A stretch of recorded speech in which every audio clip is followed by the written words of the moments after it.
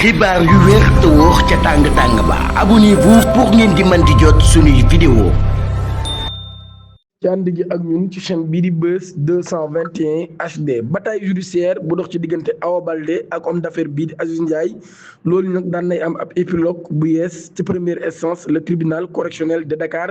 daan nay joxe verdigam ñaar fukki fan ak ñett ci weeru juillet atum 2026 verdict bi nga xam ne joxe na ko ci dossier bi nga xam ni ci jaayub terrain la bu toll ci 700 wala 7000 mètres carrés nekk ca Ngaparou en prononçant la prescription de l'action publique. Cette décision met fin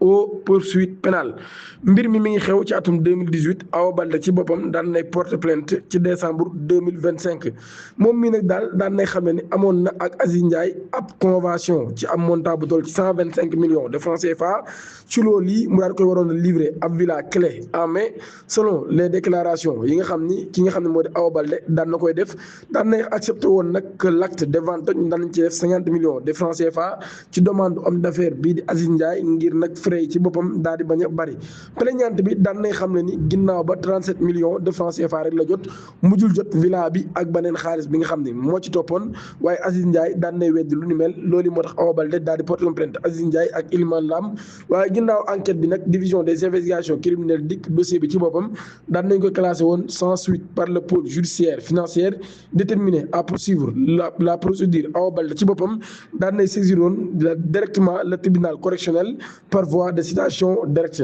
À la barre Aziz Ndiaye daan nay weddi lépp loo xam ni Awa Baldé daan na koy giiñ moom mii day di PDG bu Aziz Business Company di ABC daan nay xam ne nag daal Awa Baldé ci boppam moom mii moo ko proposé woon la vente du foncier elle-même ginnaaw ba ñu daal di déggoo ci 50 millions de francs CFA ci loolu yi la di xamle ay avocat am nag daan nañu génnee li nga xam ni moo di ay preuve moom Aziz Ndiaye ci boppam mi nga xam ne 125 millions yi moom ginnaaw bi projet bi amee rek ci la ko daal di déggee moom Aziz Ndiaye avocat mi daan nañuy génnee preuve ci transaction yeeg xaalis yi nga xam ne jox na ko ak ay papiers yoo xam ni Awa Baldé ci boppam moom moo ko daal di signé ci loolu yi ba tey tribunal nag daan nay xamle ni mbir mi délai de prescription bi daan nay dugg ndax mbir mi même bu dee ci atum 2018 la amee woon 2025 rek ci la Awa Baldé daal di def li nga xam ni moo di ab plaintam loolu kon dafay may Aziz Ndiaye dëgg abonnez-vous et activez la cloche de notification jërë ngeen jëf.